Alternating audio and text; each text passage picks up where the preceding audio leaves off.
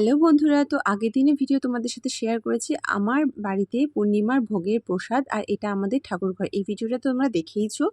আজকে তোমাদের সাথে শেয়ার করছি যে এই ভোগ রান্না কে করে আর সমস্ত অ্যারেঞ্জমেন্টও কে করে।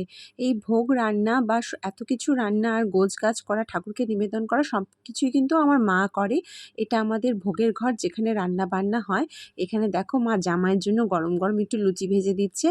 আর এখন মা ঠাকুরের থালার থেকে যে আসল ভোগ নিবেদনের প্রসাদ কিন্তু আমার বর অর্থাৎ জামাইকে তুলে দিচ্ছে। তো সকালবেলাও ব্রেকফাস্টে লুচি নিয়েছে, অন্য ভোগটাও দুপুরবেলা খাবে। তো এখানে লুচি পায়েস দিয়ে খাচ্ছে। বন্ধুরা, কি ব্রেকফাস্ট খাচ্ছি।